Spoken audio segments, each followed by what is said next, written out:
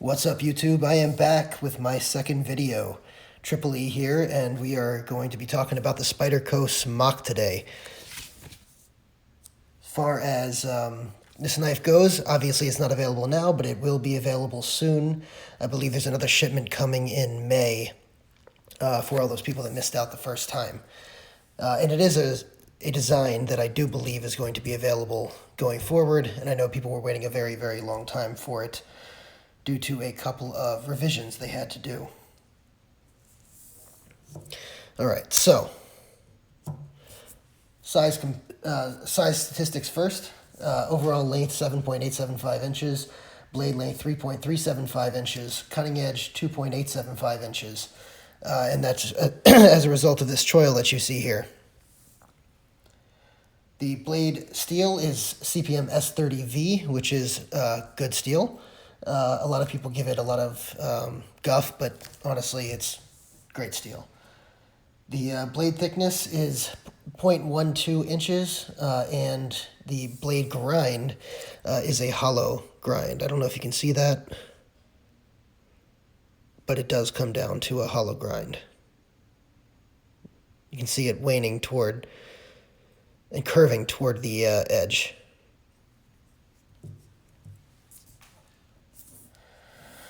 All right, and it is sort of an odd knife, so I will be doing, odd size knife, I should say, so I will be doing a lot of size comparisons.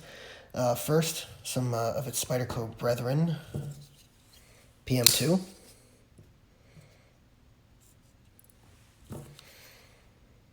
Endura Wave. So you can see, definitely smaller than the Endura, and frankly smaller than the PM2 as well. But it's sort of an in-between size of the PM2 and the PM3, I'm sorry, the Para 3, which I don't have. A couple of other size comparisons. Manix 2. ZT-0562. So you can see this is also a skinny blade, skinny handle. It's much skinnier than the ZT-0562, and same thing with the Manix 2 as well.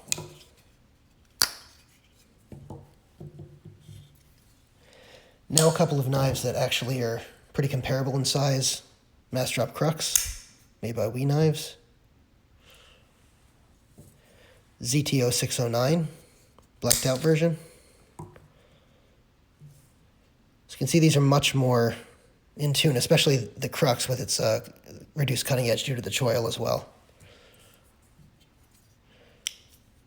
I'm going to leave this ZT here while I show a couple of other knives. Boker Kalishnikov. Benchmade Anthem.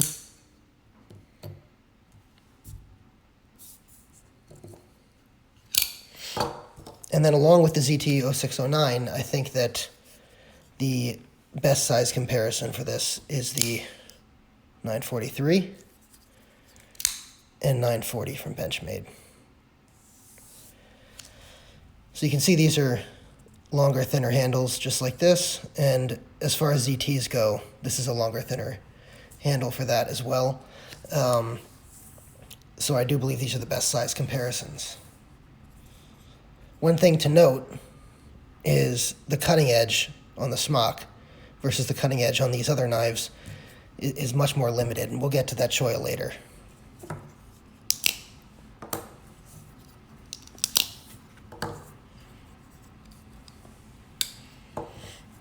Okay, so what's good about this knife? Frankly, the fidget factor. This thing is fun. Spidey flick middle finger, Spidey flick pointer finger, ring finger, and I may even be able to get the pinky in here. Yep, there you go. Thumb deployment. Then you've got regular flipper tab, and then you can even get it like a lighter as well, which is actually my favorite way to deploy it. You can hold down the button lock. Now there's a secondary detent in here, so it's not going to come out normally when you're pushing the button lock. But if you give it a little wrist action, it will come out. And frankly, you don't even need to hold it down with the wrist action to get it out. All right, and of course you can, gravity flick it out and down as well. I have a table here, so and the camera's up here, so I don't want to hit anything, so I'm not going to do that. But there are plenty of ways to open this knife, and it is a lot of fun to just flick around all the different ways that you can flick it. Another great thing about this knife is the fit and finish. This thing is amazing. I've never had a tie chunk Spyderco before, and now I get what all the raving is about. If you can see up here, it's just completely in line with everything. The fit is perfect. The centering, perfect. Everything here, perfect. Chamfering out on the edge over here to where the Spidey hole is. Chamfering in each of these holes in the middle. Perfect. I mean, the fit and finish on this thing is fantastic. The only thing that I thought was a little odd was that with the curves of the hollow grind, I thought there might be some chamfering along here, and I also think that the jimping here is a little sharp, but it actually does its job, and it is a good amount of jimping for the knife.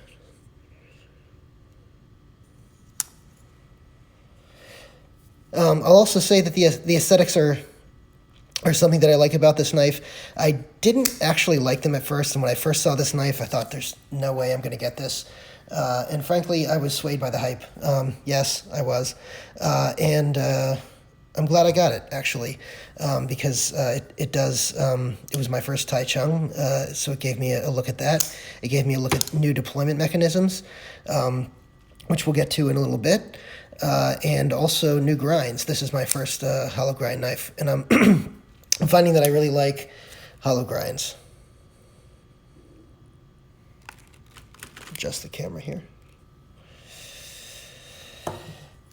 Now, the button compression lock is also something that I really like. The button compression lock this is the first knife they've done it on. I have a feeling you're going to be seeing it on a lot of knives coming up from Spyderco. And if you look at it, I don't know if you can see this back here, there's a mechanism inside of here. That liner lock on the inside is actually a compression lock, because frankly a compression lock is just a backwards liner lock. But when you push this in, it deploys the it deploys the button. I probably should have gotten my finger out of the way. Good thing I didn't hit myself. But when you push it in, it unlocks the knife and you can go in. So let's see that again. So the liner lock's engaged, push it in, and it disengages.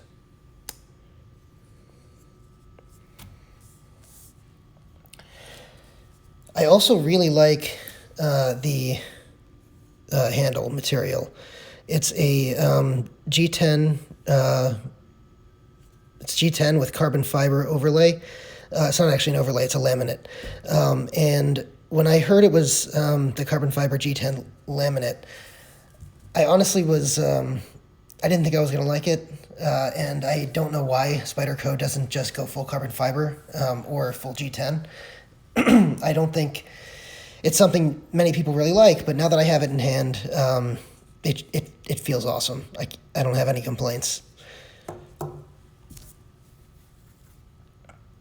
All right. One other thing to note is I do like a substantial knife, and as far as the weight of this knife, Blade HQ has it listed as 3.64 ounces. I don't have a scale, so we'll just have to go with that. But it's fine to me. I like full liners like this on knives, and that's one of the reasons I actually generally like the Manix, for example, over the PM2, is because those full liners really just give it much more heft. And while I don't want a crazy heavy knife, having a little bit more heft up to a point is what I prefer. Another great thing, and really the last great thing I'll mention about this, is the flipper tab. It is not protruding at all on the side. It is up here in a corner, and doesn't hit anything in the pocket. When you have this in your pocket, it's going to be going like this. You're going to be putting your hand past here, and it just is right flush in line with that. Great design on that, and I really like the fact that it's up here because, as I said, I really enjoy that thumb deployment on it. All right, so what's bad? First of all, some people don't like the second detent because when they push this, they want it to be able to fly out. Frankly, even when I do fling it out like that, it tends to bounce off of the back and come back. So before you end up releasing the button. So I don't know if that's because mine has the detent in it. It's just doing that, but I actually kind of prefer actually just gravity flicking it out without the button. It's harder to do on the table, otherwise I'd get it every time.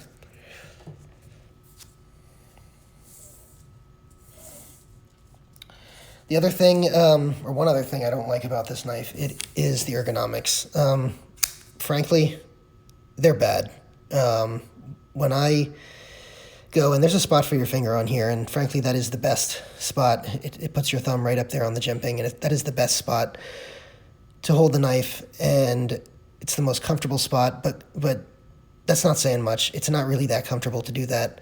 It feels blocky. There are some hot spots with the clip, and you know, I really want to hold it a little bit higher up because there's just so much space between that hole and the start of the blade. And not only that, I don't feel like I have a lot at the back of the knife when I'm holding it. I tend to like bigger knives for that reason. I don't have a lot of the back of the knife really holding me on there, and so I don't necessarily like that. Sorry, I gotta adjust the camera again. So, yeah, speaking of which, you know, I just referenced the size. The other thing I'll mention is that I don't really like the size of this knife, even though one of my favorite knives in the world is the 940 from Benchmade, and this is a very similar size to that. Frankly, where your hand goes on this knife is way, way more comfortable for the size of knife than this Smock. And when you have a design like this, you need to have a bigger handle because you're forcing the hand so far back on this handle that you just need to have more of it. The other thing is that you're also forcing the hand far back from where the blade starts. Now, another bad thing that I don't like about this knife is the choil. I mean, really, Spyderco, what is this? This is not really a spot where you can put your finger because there's not enough of a cutout without it starting to cut your hand to put your finger there. There's no jimping up top or any depression to really hold on to over here. It's frankly just, it's not really a usable choil. You could use it if you really were forced to, but it's not a good choil.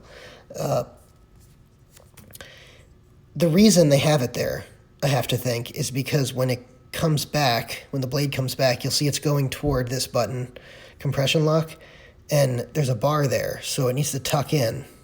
And that's fine. I understand that's part of the design, but they could have easily just made this a working choil. Why they didn't do that really is beyond me. Another thing I frankly hate about this knife is the pocket clip. Now, I like the Spyderco spoon pocket clip, but this one is terrible, mainly because of this lanyard hole. This lanyard hole forces the clip so far down over here that when you go into your pocket, this is what you have sticking up out of your pocket. It's just a terrible, terrible job. It's located in a terrible spot that creates a hot spot, which is hard to do for this Spyderco spoon pocket clip because on most knives, it doesn't create any hot spots, and it's frankly great. As far as I know right now, there's no secondary market deep carry clips for this knife, although you could probably put one on from, you know, one of the other makers, maybe give it a try. I haven't tried, but even that, I would have to think, would still have plenty of knife sticking up out of the pocket. And now, I don't mind necessarily knife sticking up out of the pocket, but when I put on a deep carry clip, That's not what I'm putting it on there for. Another thing I don't necessarily like about this knife is the small Spidey hole. Yes, it gives me enough real estate to go with, and it definitely fits the design because of the fact that that the blade is so small on here. And they really didn't have much of another option with this design than to make it a little bit smaller. But I really just, I prefer the bigger Spidey hole here. I mean, you can look at the difference in size between a normal Spidey hole and this one. You can see PM2, same thing. I mean, it's just dwarfed by the Spidey holes in these other two very popular models.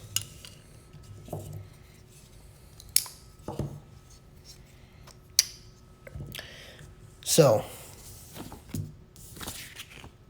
what are my final conclusions on this knife? Well, frankly, I like it, and I'm glad I bought it. And I don't think I'm going to sell it.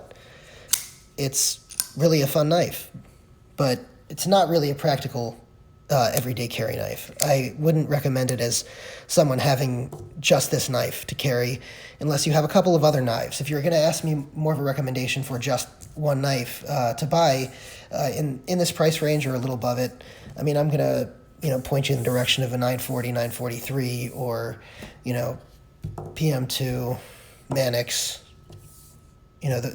even the ZTO 609. These are all going to be great choices for somebody for an everyday carry style knife. But for this, I'm happy I have it, and other than the fact that it has problems with the choil and the ergonomics, and the size and pocket clip and lanyard hole are all problems. Other than that, I like I said, I like it, and I'm not discouraging you guys from going out and buying it. And if you're a knife collector, I would say definitely go out and buy it. It's one of my favorite things that I enjoy doing is trying different things that no other knife that I own does.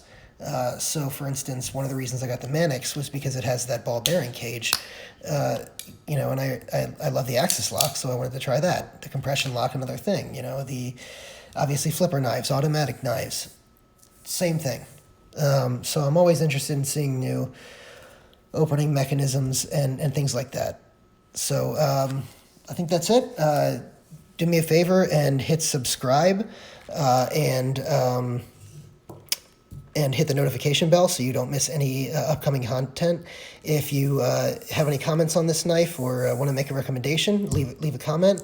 And also, if there's any knives that you want to see coming up that you may have seen on my other video with my knife collection, let me know, and I'll try to make that a priority to get that reviewed first. Thank you so much.